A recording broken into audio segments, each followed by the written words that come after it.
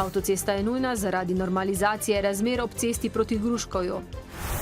Tudi na Ptuju so odprli center ponovne uporabe. Predstavljamo županske kandidate Dravograda in Žalca.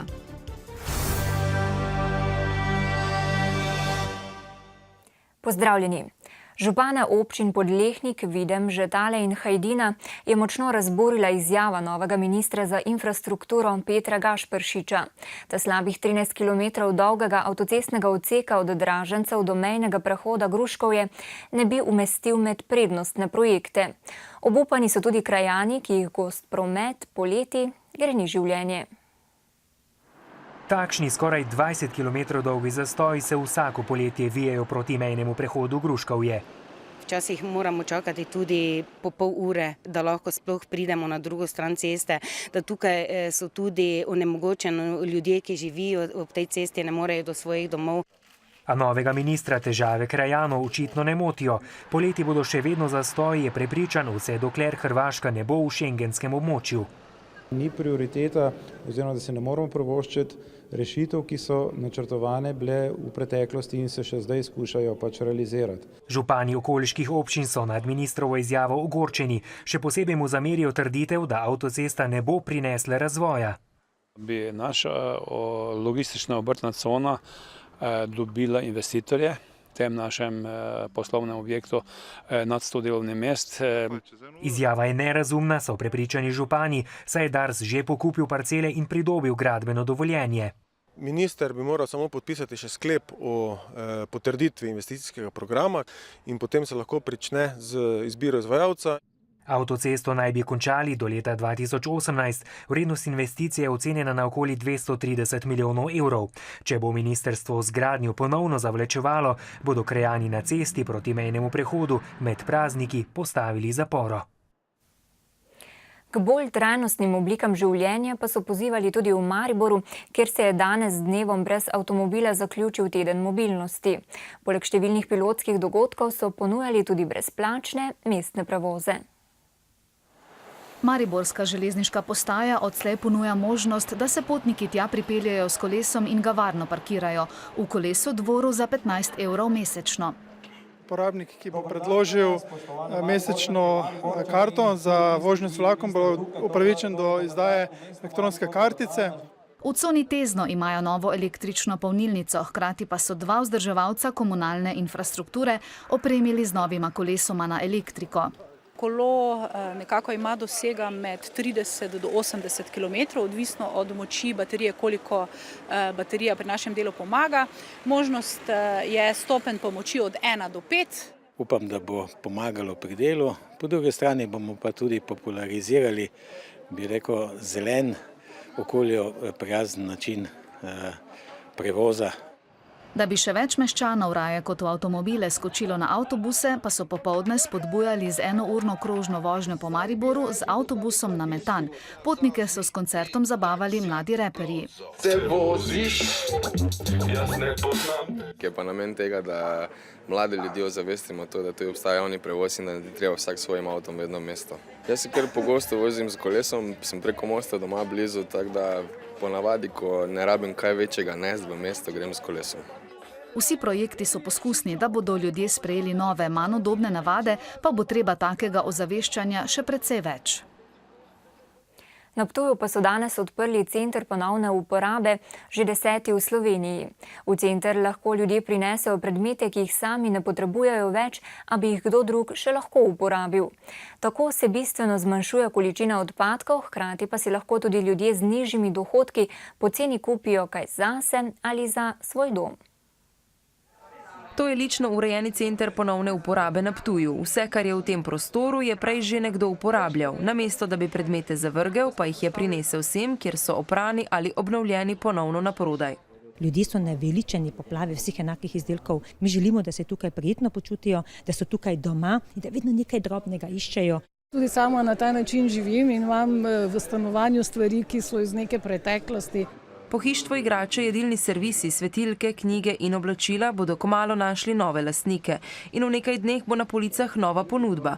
Prinašajo največ posode, oblačil ogromno, raznih pohištvenih starejših elementov, manjših. Stvari naj bojo pač uporabne, mi jih pa tu počistimo, tudi malo popravimo. Simpatični izdelki imajo simbolične cene in so tako dostopni vsem. Tistim, ki imajo nižji standard, je treba zagotoviti, da niso še zaradi tega prikrajšani, da si ne bi mogli kupiti to, kar potrebujejo. Centri ponovne uporabe pomembno prispevajo k zmanjševanju odpadkov, hkrati pa ustvarjajo nova zelena delovna mesta.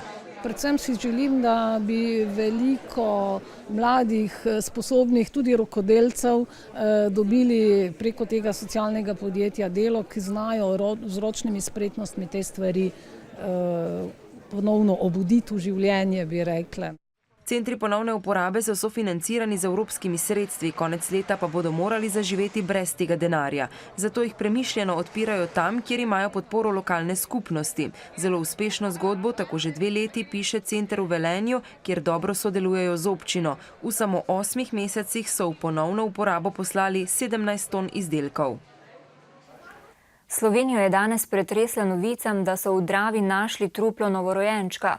Podrobnosti bo razkrila kriminalistična preiskava. Informacije policije so za zdaj zelo skope. Zgodaj popoldne so delavci, ki so opravljali rutinsko čiščenje ob jezu, naleteli na otroško truplo. Na kraj dogodka so kmalu prišli kriminalisti, ki so ugotovili, da gre za truplo novorojenčka, v vodi pa naj bi bilo že dlje časa. Najden je bil na rešetkah, ki zagotavljajo vodo v staro strugo reke Drave. Na tej rešetki se ostavljajo večji delci, vejevje in podobno. Ostavlja se tudi to trupelce in danes, ko so želeli te dele z rešetke odstraniti v čistico, pač ugotovili, da je to truplo novorojenčka. Na vprašanje, kako dolgo je bilo truplo v vodi in odkot ga je Drava prinesla, bo odgovorila kriminalistična preiskava. Truplo bi lahko v reko odvrgli ob stari strugi Drave ali južneje od hidroelektrarne Zlatoličje. Bo potrebno preveriti, kdo in kje je iskal morebiti takšne vrste zdravniško pomoč, kdo od sosedov domačih je mogoče sumil na kakšno nosečnost, ki je bila potem nepojasnjena, prekinjena. Na seznamu pogrešanih oseb novorojenčka ni, več pa bo zagotovo znanega po obdukciji in analizi DNK. Pregled slovenskih novic začenjamo s sestankom nove vlade Mira Cerarja, ki jo čakajo številni izzivi. Vlada je sinoči na delovnem posvetu razpravljala o prioritetah posameznih resorjev. Čeprav o morebitni potrebi po rebalansu proračuna niso govorili, pa je predsednik vlade Miro Cerar v preteklih dneh že opozoril, da jih čaka ta odločitev. Poleg tega bodo morali takoj začeti pripravljati osnutek proračuna za prihodnje leto. Med nujnimi izzivi na drugih področjih so tudi pogajanja z javnim sektorjem. S predsednikom vlade pa so se danes prvič sestali predsedniki vladnih delovnih teles, ki bodo jutri tudi zasedali in pripravili gradivo za četrtkovo sejo vlade. Na seji še ni pričakovati večjih vsebinskih odločitev. Preiskovalci Nacionalnega preiskovalnega urada so v sodelovanju s policisti specialne enote in ljubljanskimi kriminalisti aretirali moškega, ki je osumljen, da je pred tednom dni vrgel ročno bombo na dvorišče stanovanjske hiše nekdanje državne tožilke. Ni še znano, ali je eksplozija povezana z nekdanjo službo tožilke ali gre za druge okoliščine. Obilne večerne padavine so ponovno povzročile težave v Pomurju. Meteorna voda je med drugim zalila del naselja Dobrovnik. Posredovali so gasilci, ki so s protipoplavnimi vrečami zaščitili ogrožene objekte in zaprli poplavljeno občinsko cesto. Na Primorskem in Koroškem so imeli težave tudi zaradi udara strele, saj je zagoral drog električne napeljave v naselju Jevšček v občini Kobarid ter gospodarsko poslopje v naselju Brezni Vrh v občini Radlja ob Dravi. Domačim je še pred prihodom gasilcev uspelo rešiti vse delovne stroje, objekt pa je ogenj popolnoma uničil. Višina škode še ni znana.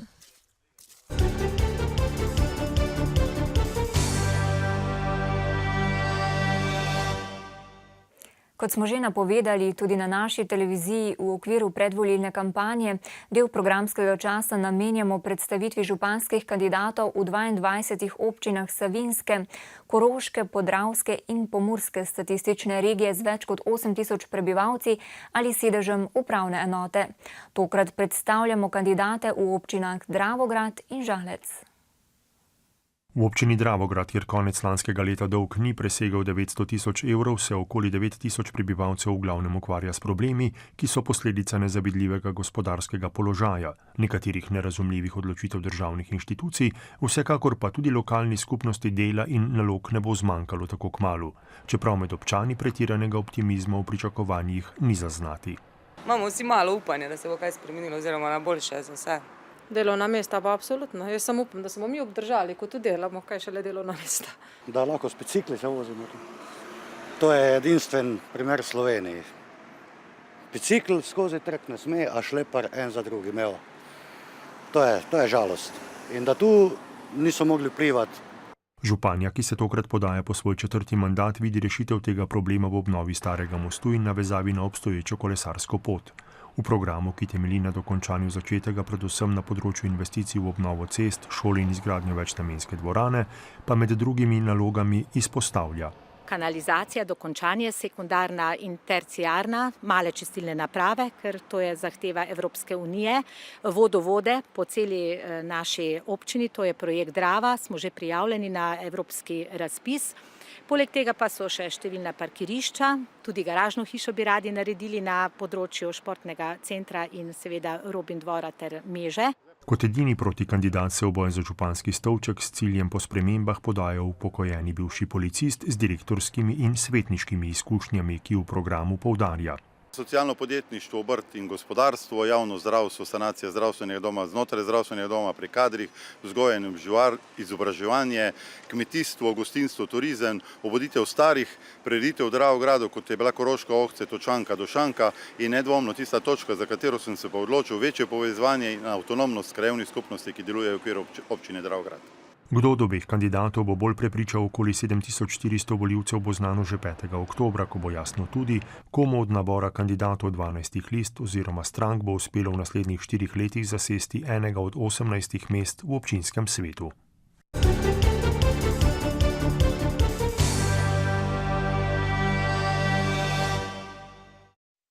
V dobrih 117 kvadratnih kilometrov veliki občini Žalec, ki je konec lanskega leta imela nekaj nad 11,7 milijona evrov dolga, se za županski stolček potegujejo 3 kandidati. Prvič se v kandidaturo za župana s sicer podžupanskimi izkušnjami podaja upokojeni pravnik, ki stavi na znanje in delovnost občanov, s katerimi se bo zavzemal za gospodarsko rast, infrastrukturo in pa nedvomno povezano pomoč in investicije Evropske skupnosti. Tega je bilo sicer kar precej, vendar moram poudariti premalo. Zato bi želel vse 3 komponente povezati, da dobijo občanke in občani občine več. Po 16 letih se za županski mandat ponovno poteguje tudi neodvisni kandidat, ki namerava vse sile usmeriti v zagotavljanje pogojev za gospodarsko rast.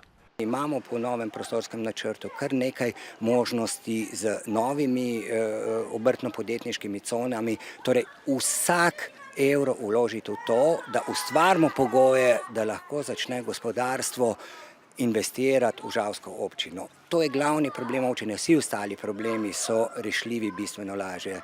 Ponovni oziroma drugi zaporedni mandat pa si želi s kandidaturo zagotoviti trenutni župan, ki si bo ob blaženju socialnih stisk občanov prizadeval nadaljevati že začete projekte.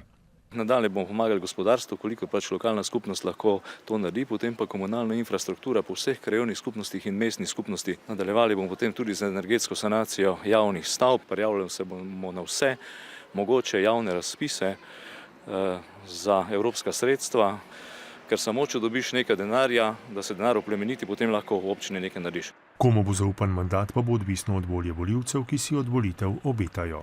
Neč, ko pa čim pričakovati? Ko pa čimo? Neč. Treba na nov zarad, pa na nov posjat.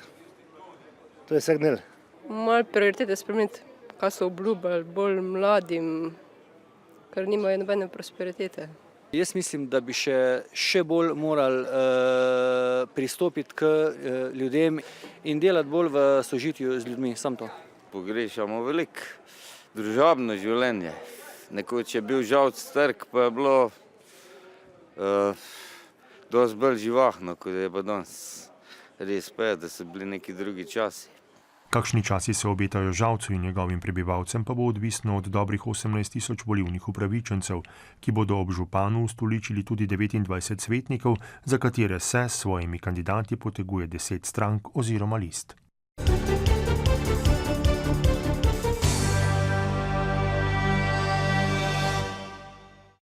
Še kultura. Lutkovno gledališče Maribor letos praznuje 40. rojstni dan.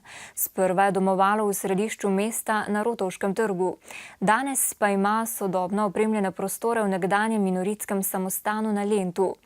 Namesto rojstnodnevne torte pa je Lutkovno gledališče preteklo soboto svojim zvestim obiskovalcem vseh generacij poklonilo predstave. Eno od uvodnih dejanj praznovanja 40-tice je bila avgustovska obnovitev predstave Žogica Marogica iz leta 1994.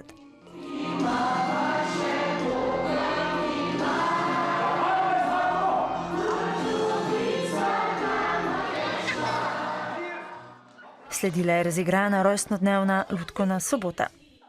Odločili smo se, da bomo praznovali z meščani, se pravi s tistimi, ki nas tudi sicer obiskujejo in spremljajo na mesto kakšnih drugih, kaj pa jaz vem. Ne vem, razsipavanja smo se odločili, da ponudimo program, ki ga imamo sami na repertoarju. Ko je bilo mogoče prek duhovite minoritske postolavščine spoznati ustroj Lutkovnega gledališča. To je pa naša tehnična ekipa, izdelovalci lut, scene, šivilja, ki so tukaj, zdaj počivajo, in ob čajčku. Lutke nas zanimajo, tako da bomo naprej še sem hodili, pa da veš, kam hodiš, malo tako spoznaš. Velika pridobitev za mesto Maribor, sploh za otroke, pa tudi za starejše. Prva profesionalna predstava je bila v sezoni 1974-75. Na začetku smo bili dejansko lutkarji, v začetku so bile paravanske predstave, igralcev se ni videlo in tudi njegov izgled in fizična kondicija in to niso bili toliko pomembni kot na primer danes. Leta 2010 se je LGM preselilo v minorite. Tu pa mi je tako krasno, da verjetno ne bom šel v penzijo, da bom kar ostal v teatru, ja. V 40 letih pa se je zvrstilo več kot 160 premier in več kot 14.000 predstav. Pri športu smo. Po 9. krogu na lestvici prve nogometne lige ni prišlo do sprememb.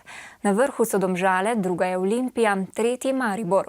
V spodnjem delu pa so Gorica, Krka in Radomlje. Ena najzanimivejših tekem zadnjega kroga je bila v Kopru, kjer so se Mariborčani kot edini v tem krogu veselili zmage. Slovenski državni prvaki so na tekmi pri podprvakih po prvem polčasu, ko sta obe ekipi zadeli po enkrat, v drugem delu v 1 minuti izpolnili cilj. Najprej Handanović v branju 11-metrovko, nato pa je Tavares dosegel zmagoviti zadetek. Važen je bil preklop zdaj iz Evrope, hitro preklopiti na slovensko ligo, ker vseeno Evropa terja svoj davek, tle te izčrpa motivacijsko, energijsko in enostavno zato se dela tako, kot se dela v klubu in zato so rezultati, kakršni so. Po ubranjeni 11-metrovki se vijoličasti niso prepustili slavju. Učinkovito so izkoristili stresne trenutke v koprski enajsterici. Ko sem videl, da so malo spustili bele majice glave dol, sem videl Žurlota, ki že laufa, sem mu pač porinil žogo in v 3 potezah smo dali gol in se je obrestovalo. Ko namesto 3 ostaneš brez točke, se pojavi veliko razočaranje. Koper je vodil 20 minut in bil v celoti gledano nekoliko aktivnejši. Maribor pa je bil tisti, katerega je vratar Handanović popeljal do zmage. Lagal bi, če ne bi rekel, da je temu tako.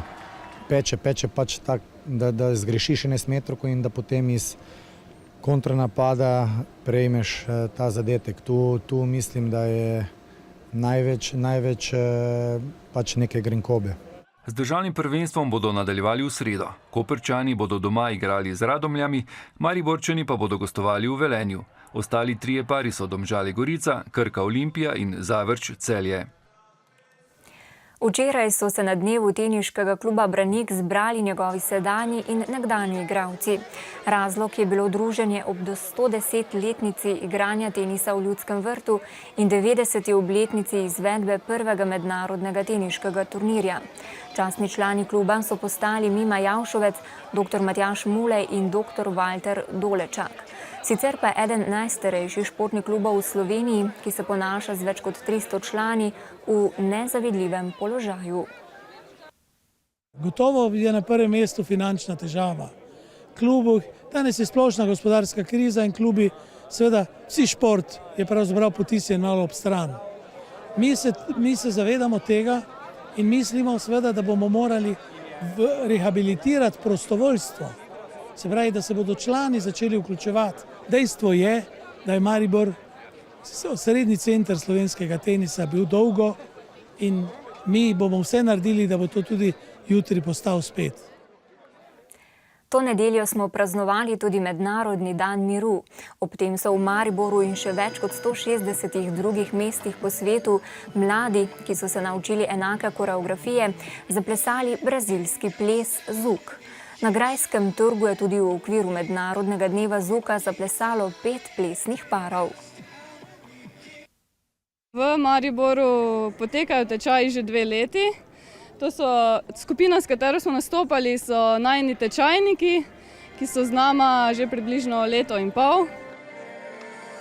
Zuk je brazilski ples, ki se je razvil iz lambade. Je senzualni ples, ki se ga sedaj čedalje več pleše po celi Evropi in celemu svetu. Ameriški velikan Amazon, ki se ukvarja s spletno trgovino, ima v Nemčiji spet težave zaradi stavke zaposlenih, ki niso zadovoljni s plačami. V preteklih 18 mesecih so stavkali že večkrat. Nadaljujemo v Turčiji.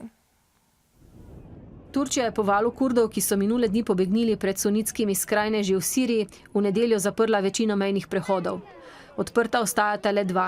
Turško notranje ministrstvo pa bo v prihodnje beležilo vse vstope v državo. Turške oblasti so zaprle tudi prehod, ki naj bi ga uporabljali kurdski borci, ki v Siriji sodelujejo v boru proti skupini Islamska država. Po zadnjih podatkih vlade je od petka v Turčijo iz Sirije pribežalo 130.000 Kurdov. Oblasti v Sierra Leoni so 3-dnevno splošno karanteno, ki so jo uvedle, da bi zajezile širjenje ebole, označile za uspešno. Ljudje 3 dni niso smeli zapustiti svojih domov. Od petka zjutraj do sinoči jih je obiskalo kakih 30.000 prostovoljcev in se z njimi pogovorilo o bolezni in njenem širjenju. Odkrili so še 22 okuženih. V Sierra Leone je za ebolo umrlo že 550 ljudi, v vsej zahodni Afriki 2600. Po newyorških ulicah od centralnega parka do zahodne strani Manhattna je v nedeljo korakalo na tisoče ljudi. Po navedbah organizatorjev celo 300.000, ki so pozivali k ukrepanju proti segrevanju ozračja. Podobni shodi in zborovanja so potekali po vsem svetu. Po navedbah organizatorjev je bilo na ulicah vsega skupaj okrog 600.000 ljudi. V New Yorku se sicer jutri začenja podnebni vrh Združenih narodov. Novozelandski premier John Key je po uspehu njegove desne sredine na parlamentarnih volitvah napovedal referendum o izbrisu Velike Britanije z novozelandske zastave. Na novi zastavi bi na črni podlagi upodobili srebrno praprot. Poglejmo še v nebo, po noči bo dež povsod ponehal, zjasnilo se bo. V torek bo sončno, v severovzhodni Sloveniji občasno zmerno oblačno. Tam bo pihal severozahodni veter. V sredo bo po večini sončno, zjutraj bo po nižinah megla. V noči na četrtek se bo nekoliko pooblačilo, predvsem v južni Sloveniji bo predhodno možen rahel dež. V četrtek čez dan se bo zjasnilo. Toliko v današnjem dnevniku, nasvidenje še v večernih novicah ob 20.